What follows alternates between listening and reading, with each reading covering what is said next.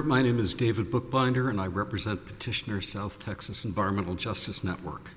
I'd like to start the discussion with standing, and then from there move on to the question of what criteria Texas LNG needed to show in order for Texas Commission on Environmental Quality to grant the third extension of the deadline to commence construction. Now, there's no dispute about injury, that petitioners has members who recreate frequently and will continue to recreate frequently at a unit of a national wildlife refuge which directly abuts the Texas LNG facility.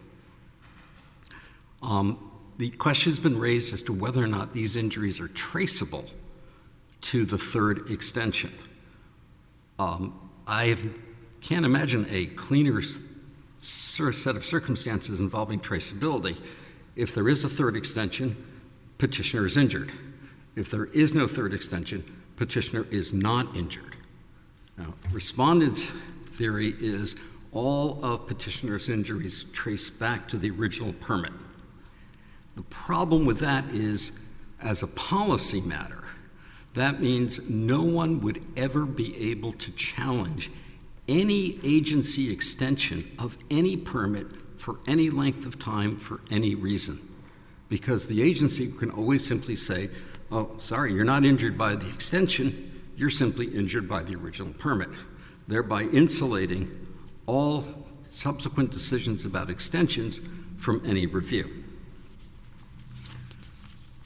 That said, I'd like to turn to the critical issue, which is what is required for TCEQ to find that Texas LNG satisfied the criteria in 30 Texas Administrative Code 116.120, which I will simply refer to as 120 so we don't have too many numbers flying around here.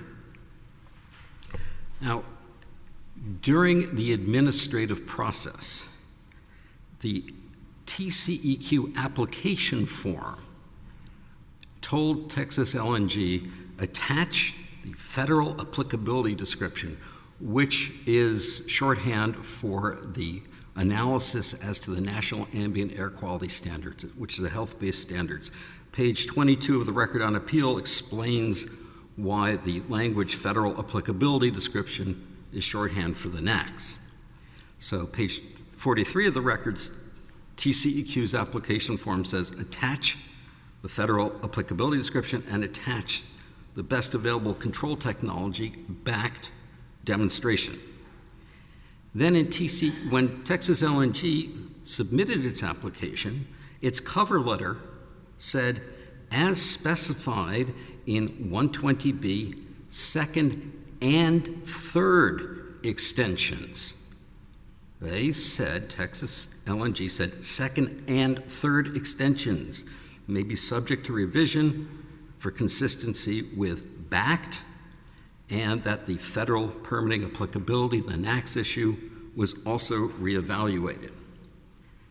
In the decision, TCEQ's decision on the third extension, they say the third extension is allowed, this is on page 46 of the record, because LNG, quote, per 120B, the applicant has demonstrated compliance with current backed and has not made changes to the previously authorized project, which was demonstrated to be protective of human health. So our position is for a third extension that the applicant has to show both that the emissions will remain protective of public health and that the emissions are still being controlled by the best available control technology. But what do you think of the fact that subsection C, referring to the third extension, only requires compliance with B2? It doesn't mention B writ large, it just talks about B2. Correct. The question is, can you take the B out of B2? There are two ways to get a second extension under B. You can get a second extension because of litigation, or you can get a second extension because of expenditure. And if you've gotten a second extension based on the litigation exception, as Texas LNG did, you can you can get a third extension based on expenditure. So what TCEQ is saying here, well, the expenditure criteria for a second extension includes all of the preamble in B, if you're doing it for a second extension. But if you're doing it for a third extension, it doesn't include the preamble for B. And there's no way really to read B2 without the B. So what if the drafter had intended to refer only to B2? What would you have them do other than say B2?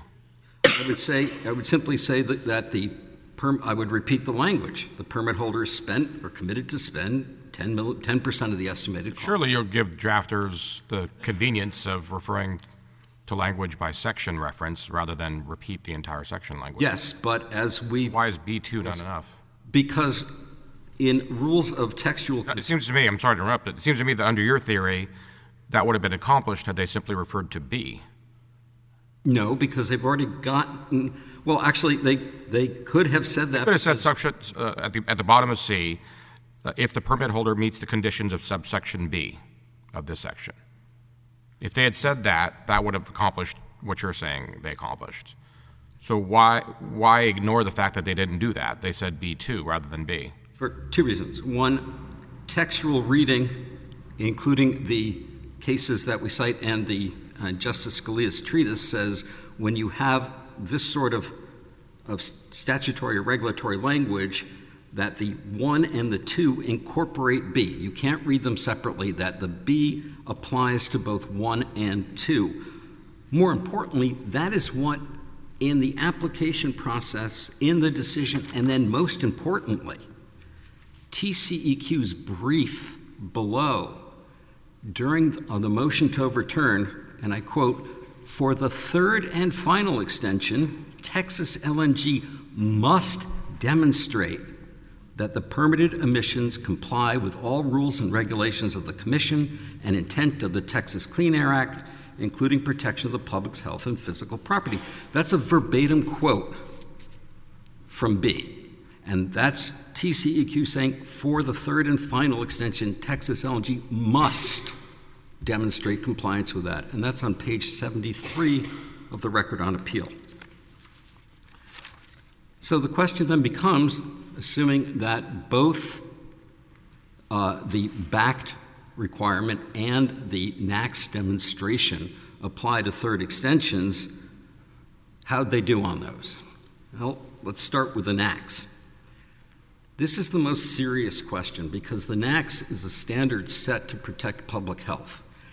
And when this permit was granted in 2020, the NAAQS for particulate matter 2.5, meaning particles of 2.5 microns or less in diameter, the standard was 12 micrograms per cubic meter. That was the standard in 1990. But that standard was lowered to 9.0 micrograms per cubic meter months before Texas LNG even applied for the third extension. And there's no doubt, it is undisputed, that at that point, the background concentration at that point was above 9.0. It was 10.9 at that point. And the easiest reference for that is Texas LNG's brief on page 14 refers to a submission they made to the Federal Energy Regulatory Commission on December 20th, 2024, and they have a footnote to it, and they link to it. I believe that I discovered that the link itself, I believe, is to the wrong document. The correct document is cited, but I believe the link is to the wrong document. In the correct document, which is the one they cite, tables 13.7, 13.9, C4, C5, and C6 all state that the background concentration at that point was 10.9. In other words, the air already exceeded the health-based standard. And the importance of this was emphasized below by the Office of Public Interest Counsel on the briefing to motion overturn. And I will actually read this passage. This updated standard must be considered to protect public health and ensure that the facility's emissions will not cause or contribute to a violation of the NAAQS.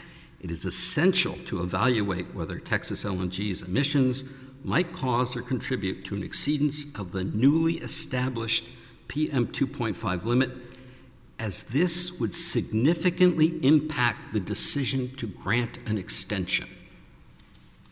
That is why it is so important that they take account of the fact that the standard had changed between the time the permit was issued and now with the third extension. Now, TCEQ's third extension decision simply said the applicant has not made changes to the previously authorized project, which was demonstrated to be protective of human health. That's correct. In 2020 it was. But it doesn't mention the fact that the standard changed. The standard was A, dramatically reduced, and B, the background concentration of PM 2.5 already exceeded that standard. And in its briefing, TCEQ simply says, well, this is not applicable. We don't have to look at NAAQS for a third extension. And Texas LNG talks extensively about modeling that it has done that shows it's okay, that its emissions aren't going to cause a problem. And that is, we question that, but the issue is that's something that TCEQ should have decided. And in a recent 28J from Texas LNG, they point to a decision by FERC saying, looks like everything's okay. That relied on a NEPA document. And the NEPA document, as we say in our response to the 28J, that NEPA document says this is NEPA. This is National Environmental Policy Act. This is NEPA. This is not an air permitting review. That is up to the Texas Commission on Environmental Quality. So then we have the issue of best available control technology, BACT. And the application has a very simple set of pages about BACT. It lists the emission sources at the facility in one column. In the next column, it says, here are our permit limits. And in the third column, it says, here is what the best available control technology is. All we did was take their information and say, your permit limit is X, but you say BACT is more stringent than X. And you say your permit limit is Y, but you're also saying BACT is more stringent than Y. We just took the information from their submission. This is not our opinion about this. There's a critically, or not a critically, there's a very useful example of that concerning, God help us, HTF heaters with ultra-low NOx burners. Okay, the standard, that was the BACT standard is 0.01 pounds per million BTU. BACT, the limit that TCEQ gave them was 50% higher than that, 0.015. In 2020, they gave them a limit 50% higher than that, based on considerations of, quote, technical practicability and economic reasonableness. That certainly has to be something that TCEQ goes back and looks at 5 years later. Has the technical practicability, or certainly the economic reasonableness of applying the actual standard, changed in 5 years? And that's precisely what TCEQ did not do. Now, with my brief remaining time, I'm going to talk about the second extension and whether or not that was valid. Is that beyond our purview? Is the second extension beyond our purview? The second extension, the issue is, did the petitioner waive any objection to the second extension by not challenging it at that time? The problem with that is there is no public notice and comment. And as a matter of fact, there's an entire section, I believe it's section 4B in TCEQ's brief, saying public notice and comment procedures do not apply to construction deadline extensions. So what we're being told by respondents is you're too late, you've waived the opportunity to challenge something that we never told you about. I see my time is up. Thank you very much. You've reserved time for rebuttal. Yes, I did, sir. 5 minutes. Thank you. Ms. Cagle.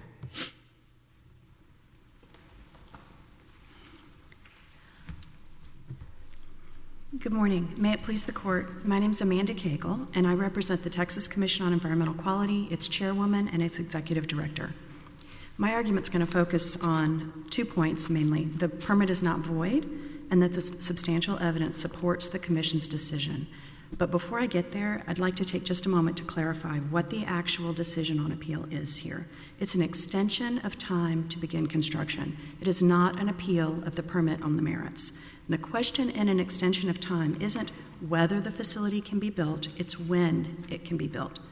Whether it can be built has already been determined in the permitting proceeding and in the direct appeal of that permitting proceeding, which ended in 2023. Here, appellant, who didn't even participate in the direct appeal, is trying to use the extension of time to begin construction to collaterally attack the permit itself. But under Texas law, the merits of a permit can only be attacked in a direct appeal, which this case is not. If the extension is denied, then what do you have left? If the extension is denied, well, and to be clear, it's a motion to overturn the granting of the extension. Then it would go back to the commission, who could either reevaluate it or send it back to the ED if this court believes that additional evidence is needed or that the commission erred as a matter of law. If they ultimately deny your extension, then what do you have left? Just to be clear, I represent the commission. So if the commission were to ultimately deny an extension, then depending on the time frame, I think that the permit might become void, because the permit becomes void on a date certain, May 12th, 2026. It's about 6 months out at this point. So what do you want this court to do? Affirm the commission, Your Honor. Yes, I understand. Because I guess the commission's position is that the extension was justified. The commission reviewed the record, it followed its rules, and that the extension should be affirmed so that the whole thing can start moving forward. Now, Stedge contends that the permit became void unbeknownst to anyone back in 2023 while the ED was considering the second extension. But that's not what the Rule 116.120 actually says. The rule just says if construction hasn't begun by a date certain, then it becomes void except that the ED can grant extensions of that deadline. It does not say the ED cannot grant an extension after the construction deadline passes. It doesn't say anything about the ED losing authority, nor does it say that the ED must act within a specified timeline. Also, it doesn't give the permittee a deadline by which to request an extension. It's broad. It gives the ED discretion to grant an extension. There's no plain language in that rule that supports appellant's contention that the ED loses jurisdiction based on the construction deadline. And there's a lot of Texas authority that contravenes their position. First, there's the Commission's guidance on extensions for start of construction, which says that applications should be submitted in hard copy unless there isn't time to do so before the deadline runs, in which case the Commission accepts the facts followed up with a hard copy, which contemplates that the agency has authority to act after the deadline, because otherwise why follow up with a hard copy? And there's a policy reason for that as well, is that this ensures that the ED isn't rushing to make a determination. They've got time to ask for and receive whatever information she believes is necessary to make a good decision. I'll also mention that under Texas law, an agency's construction of a rule that it implements is entitled to serious consideration if it's reasonable and does not conflict with the plain language of the rule. There's also Texas case law regarding permits and extension construction specifically. The Railroad Commission of Texas versus Coppoc case involved a very similar statute that provided that a permit terminated if mining activities weren't begun, and also provided for extensions. And there the protestant, just like appellant here, claimed that it had automatically terminated while the agency was considering the application. And the court there looked at basically the same factors that are here. This noted that the statute does not impose a deadline on the commission to decide before the extension, and that there's no specific deadline by which the permittee has to file the application. And it categorically rejected the voidness argument, noting that it would lead to arbitrary and unfair results and render that extension option meaningless. COPOC also addresses appellant's contention that because a different rule pertaining to permit renewals addresses tolling, that the court should imply a lack of tolling here. And it noted that the extension provision contrasts with the much more detailed permit renewal process where a permittee has a deadline. They have to file their application 6 months prior to the expiration date. And the ED also has a deadline. She has to prepare a report 180 days after the filing of that application. And what the court said is they're not going to rewrite the extension provision to imply that an agency loses jurisdiction to act. And the Supreme Court denied the protestant's petition for review in COPOC. So under Texas law, the permit did not become void back in 2023. That's also consistent with FERC's practice, which is that it requires, as long as a permittee applies before the deadline runs, FERC retains jurisdiction to grant that extension. Now, I do need to jump sideways for just a second and mention, so the extension does not go beyond 18 months, and it goes from 18 months from the original deadline. So there's no chance it could go on for 5 years or anything else. The extensions have run consecutively from those. So the fact that the agency took 2 months instead of 1 month to make that decision didn't give the permittee any extra time. It's just that's how the rule is written, and that's also how the commission has been, what the commission did. It's also consistent with Texas judicial practice set forth in Rule 5. Now, with the court's indulgence, I'd like to move on to substantial evidence supports the commission's action here. First, this is an extension of time, not a decision on the merits of the permit, and that the rule provides for review of fact and for possible reanalysis of health effects does not entail a substantive reanalysis of the permit. What Stedge is advocating for would totally obscure the distinction between an extension of time and an entirely new permit proceeding.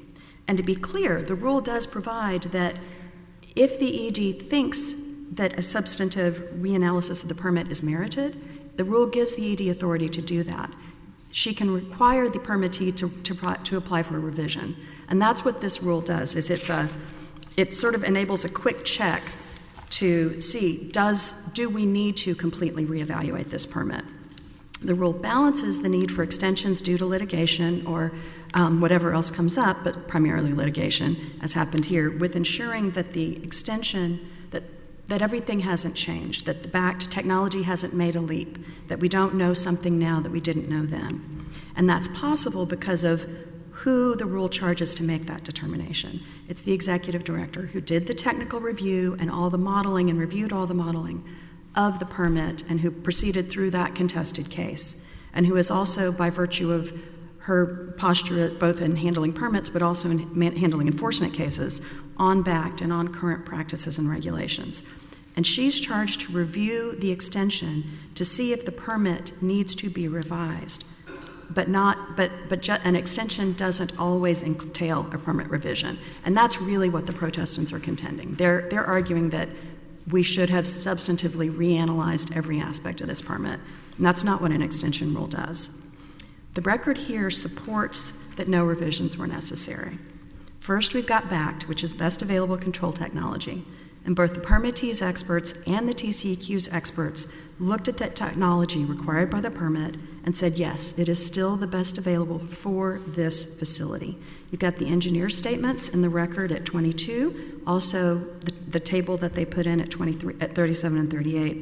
And then you've got TCEQ's reviewer, which was an independent analysis that also, and that's what these reviewers do. They're familiar with what is current BACT, and that's at record at 46. I do need to clarify, it may have been just a misstatement on his part, but there are two separate TCE. There's the ED's expert review, which is at 46, and then you've got the decision, which is at 47.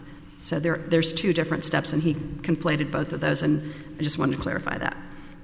Now, what appellant wants to do is invite this court, and they made the same argument at the commission, to speculate on whether there might be other technologies available now.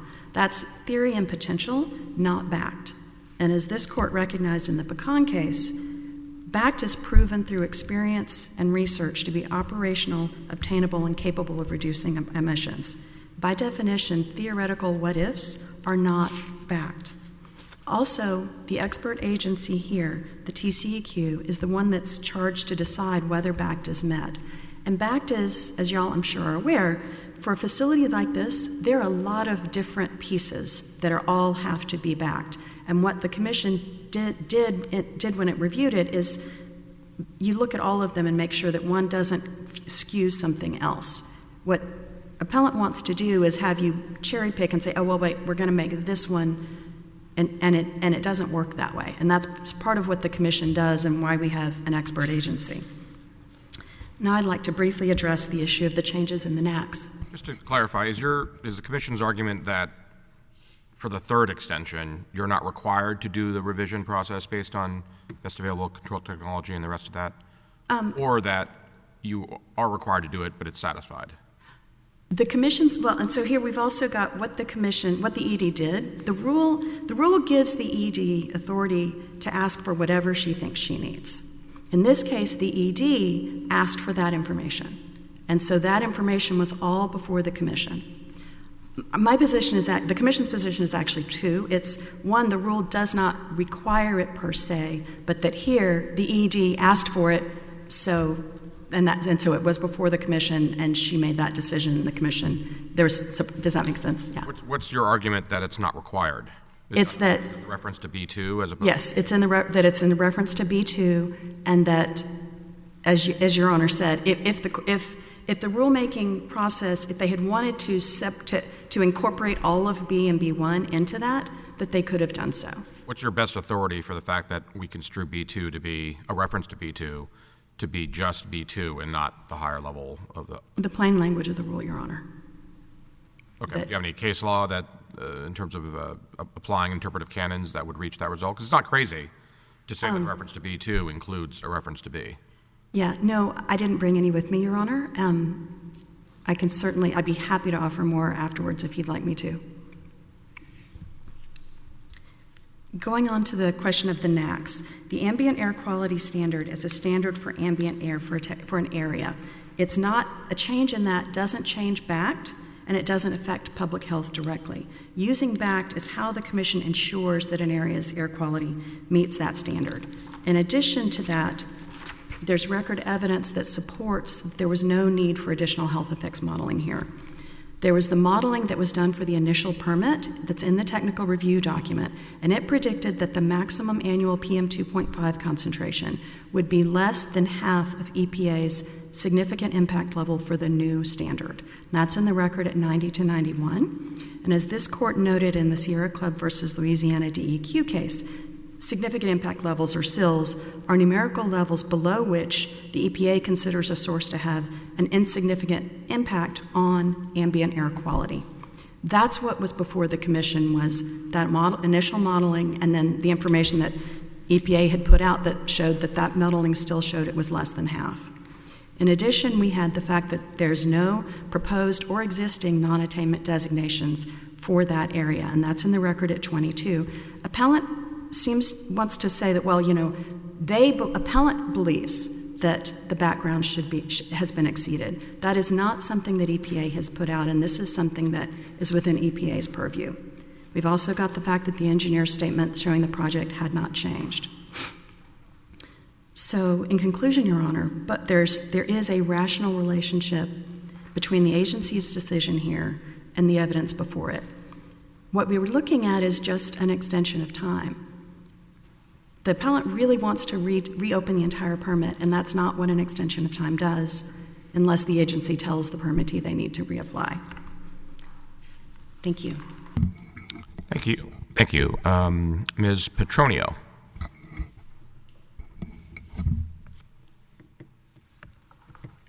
May it please the court, Beth Petronio on behalf of Intervenor Texas LNG LLC. I'd like, with my limited time, just to jump straight to what the plain language of Section 116120 requires, and how we complied in our submission with what was necessary to obtain a third extension. We do contend that Section 116.120C is a standalone provision of that rule, standing alone from Section A, which discusses voidness in the absence of extensions, Section B, which discusses the first and second extensions of time, and Section C, which discusses how you obtain a third extension. Section C allows for a third extension with simply two showings. One, that a second extension had been granted on the basis of pending litigation, which was present here, Section B2 of that rule. And then second, that you've met the minimum $5 million threshold. And although the $5 million threshold had been an aspect of the challenges below and was involved in the briefing, I think everyone's now conceded that the documents that have been submitted to this court under seal satisfied the $5 million threshold. So the two requirements of Section C have been met, and the extension was properly granted. So I'm going to ask you the same question I've asked others.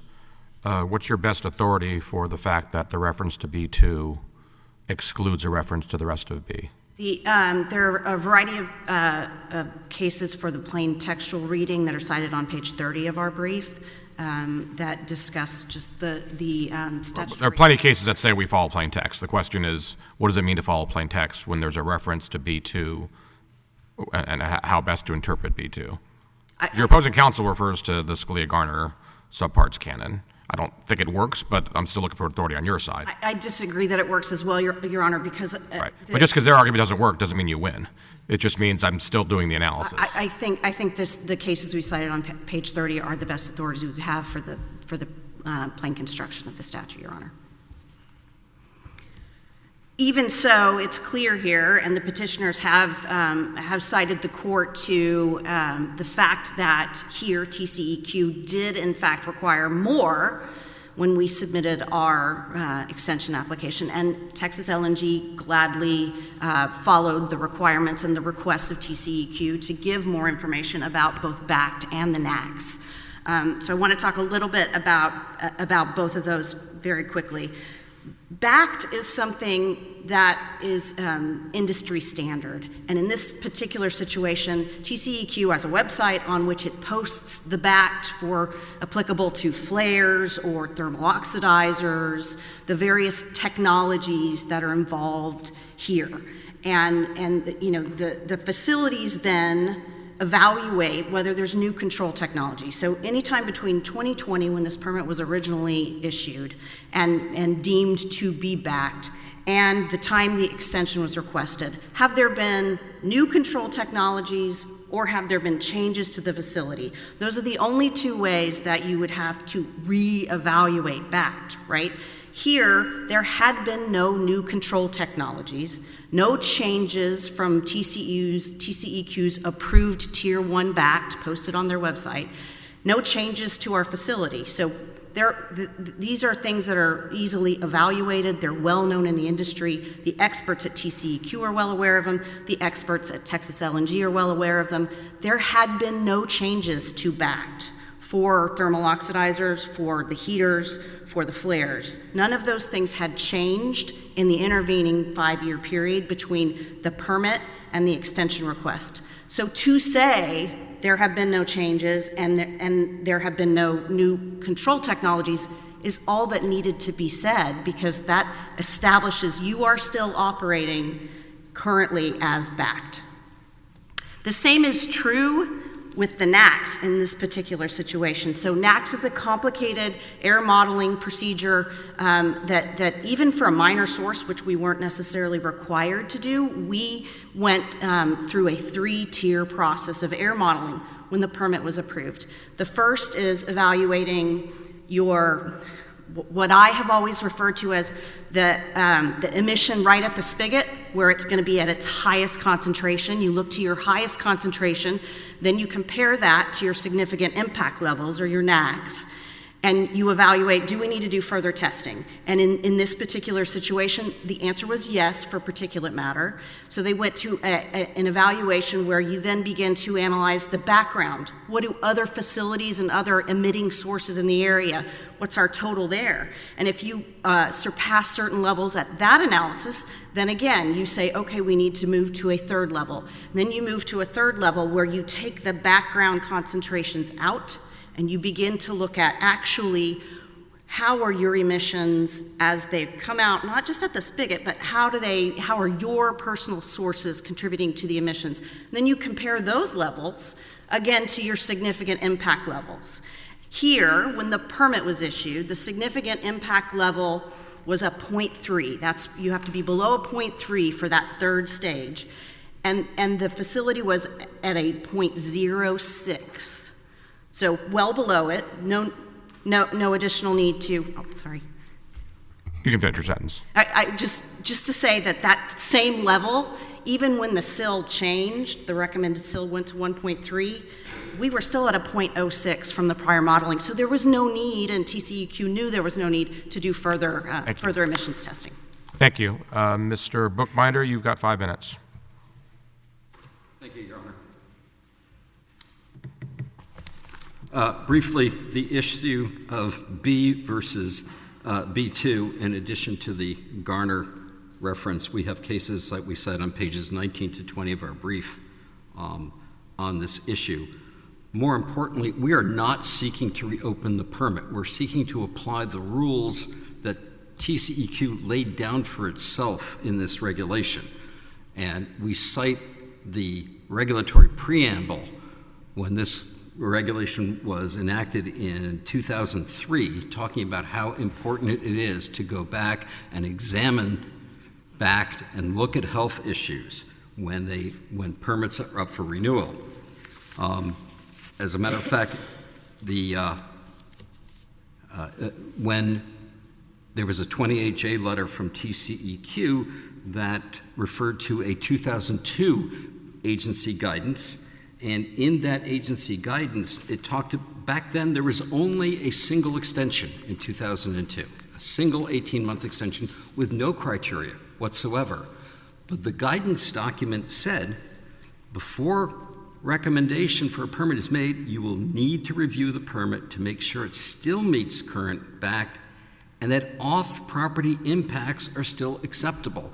They're talking about a change in standards.